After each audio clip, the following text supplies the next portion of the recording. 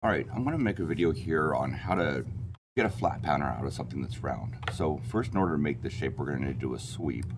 I'm going to go ahead and pull this off to the other screen. I'm going to create my sketch. And because I'm going to have to sweep, I'm going to want to include the radiuses in this. So I'm just going to do it up here, make my shape. Grab these two, make them equal lengths. And then put the midpoint there. And now I can go ahead and dimension. So this line was going to be 2, but I need to add, if I look at the drawing, it's 2, but my path is going to be to the middle of here. So I need to add half the diameter, and so it's a 1/2 inch diameter, so I need to add another 1/4 inch to it. And then the same thing here, it's going to be here, so I need to subtract a 1/2 inch from there. So this is going to be 2.25. And this is going to be 6.5. And now I can add in my fillets. And I don't know what I want those bins to be. So here I wanted the inside radius to be the same 1/2 inch as the thickness of the material. So I'm going to go ahead and pick these. And again, it needs to be that 1/2 inch plus the radius, so 0.75 for those. And might as well leave that one. Should have done that first. 6.5 in there. That took that midpoint off when I did do that. There we go. So again, make sure you get your geometry on first, and then add your dimensions. Things stay where they are; they don't get messed up when you add those fillets or things. So I'm going to finish it. Now the easiest way to do a sweep is to construct a plane along the path and just make it right at the end. Now I got a plane right there. Now I can create a sketch on there. Because I did that plane along the path, the origin is already right there. So now I can just do my circle, 0.5 diameter, finish it. And now I'm going to use the sweep command to make that follow that path. So I'm going to use the profile that I just drew, and the path is going to be there. And there I go. And I'll tell it to be a new component. So now I have that bit handle. It's here, but I want to be able to flatten it out and see what that looks like. I'm going to come over to sheet metal, and I'm going to go into my rules. And I want to make sure that I have a rule that's set up for 1/2 inch steel. It's got a thickness of a 1/2. And of course, once we get out to the shop, we'd want to adjust the K factor for that, and make sure that our bend radius. We're going to go ahead and edit this. Make that bend radius 0.5. We'll say close. Now we want to make this sheet metal, but sheet metal has to be flat things that are uniform thickness. So I'm going to create, I can either use a plane that's already there, so I could create a sketch just on this plane. But let's say this part was somewhere else in the drawing or something.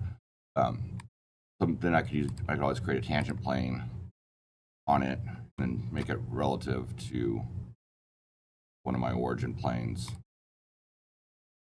That way it's locked in. So if this part was, at an angle or whatever, it would still be there. Just another way of doing it. I get that there. I can create a sketch on that plane. And then I'll go in and project. And I'm going to tell it to project the whole body. I'm just going to pick that, say OK. You can see now I've got that whole shape of the body. Finish it. And I'm just going to extrude it out. And one of the tricks here, it needs to be a little bit wider than the part. I want to do it like 0.501. Oops. I want to make sure I do that as a new component.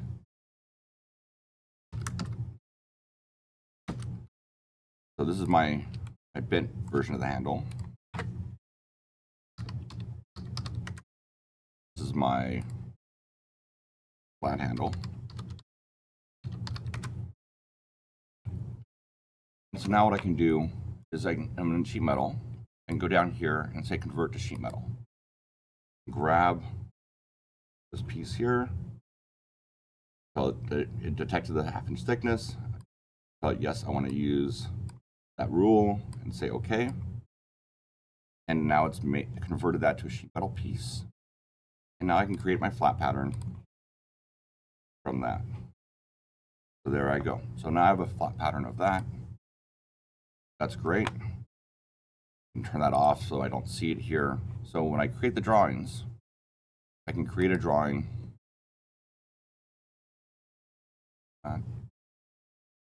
And here I'm going to use my template, visible only.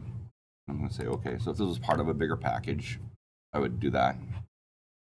Make sure it's visible only, so that way that one that I've turned off doesn't come in. Now I get this view here. I don't like this view here, so I'm going to switch that to be right. Now I can dimension it.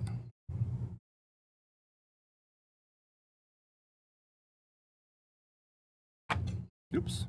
I was supposed to subtract a 1/2 inch, or 1/4 inch, not add.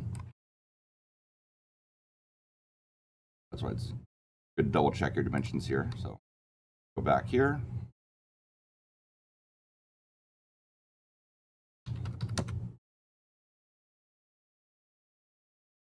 Cool. You make these two equal again. Getting the mess up of dimensioning before I finished making the shape. Go back in, remake the flat pattern, save it,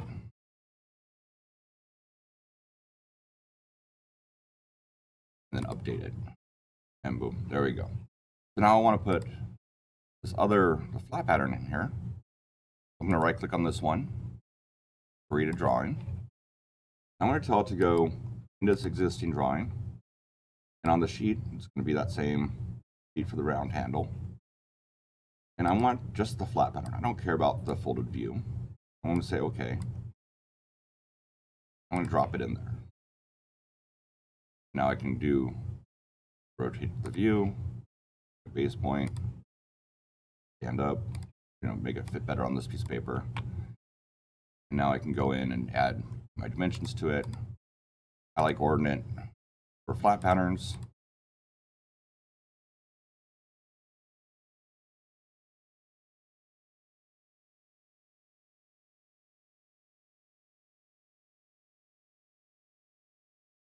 Have that there. And then I'll put in my bin table for that right there. And now I've made this drawing that has a form view.